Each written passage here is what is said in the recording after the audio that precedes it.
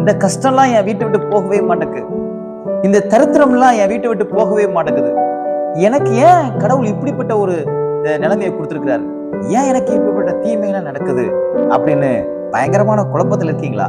இன்னைக்கு கர்த்தர் உங்களோட பேசுகிறார். நீதிமொழிகள், சாலமோனுடைய நீதிமொழி புஸ்தகம் 17வது அதிகாரம் 13வது வசனம் இப்படியாக சொல்லுகிறது,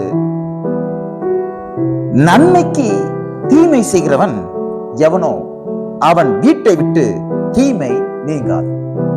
உங்க வீட்டை விட்டு தீமை நீங்காம இருக்குன்னா ஏதோ ஒரு பிரச்சனை உங்ககிட்ட இருக்கு. அது என்ன பிரச்சனைங்கிறத வேதம் அடையாளம் படுத்தி காட்டுகிறது.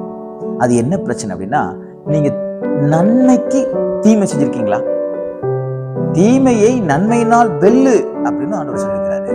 ஆனால் நன்மையை பெற்ற நம்ம, ஒரு நண்பர்கிட்ட இருந்து நன்மையை பெற்ற நம்ம அவங்களுக்கு தீமை செஞ்சிருப்போம்னா நம்ம வீட்டை விட்டு தீமை போகாது, சாபம் போகாது, நம்ம வீட்டை விட்டு வியாதி போகாது, நம்ம வீட்டை விட்டு தரித்திரம் போகாது. தீமை நம்ம வீட்டை குடிக்கொண்டு விடும்.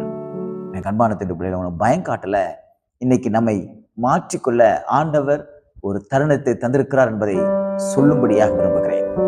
என் வீட்டில் இருக்கக்கூடிய தீமை மாற மாட்டேங்குது, பிரச்சனை மாற மாட்டேங்குன்னு நீங்க குழப்பத்தோடு இருக்கீங்கன்னா, உட்கார்ந்து தேவனுடைய சமூகத்துல கொஞ்ச நேரம் உட்கார்ந்து, எனக்கு நன்மை செஞ்சவங்களுக்கு நான் யாருக்காவது தீமை செஞ்சிருக்கிறேனா அப்படின்னு யோசிங்க. உங்களுக்கு நான் அவங்க கிட்ட இருந்து இது வாங்கி சாப்பிட்டேன், ஆமா அவங்களுக்கு பணம் இருக்குது எனக்கு கொடுத்தாங்க, ஆமா அவங்களுக்கு செல்வம் இருக்கு எனக்கு உதவி செஞ்சாங்க, அதுக்காக நான் அவங்களுக்கு பண்ண முடியுமா? அவங்க எனக்கு செஞ்ச நன்மைக்காக அவங்களுக்கு நன்மை செய்ய முடியுமா?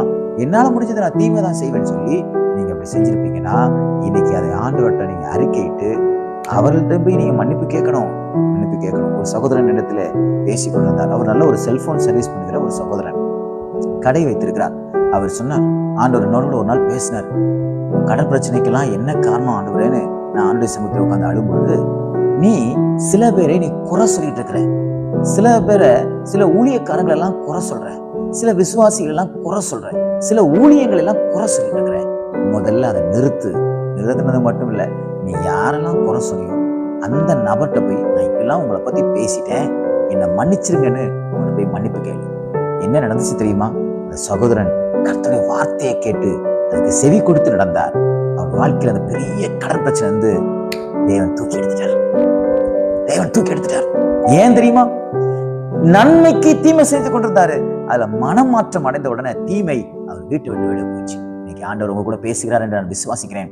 உங்ககிட்ட தீமை இருக்குன்னா, உங்க வீட்டுக்கு சுற்றிலும் தீமை இருக்குன்னா, யாருக்கு நீங்க தீமை செஞ்சீங்கன்னு பார்த்து அதை விட்டு விடுங்கள்.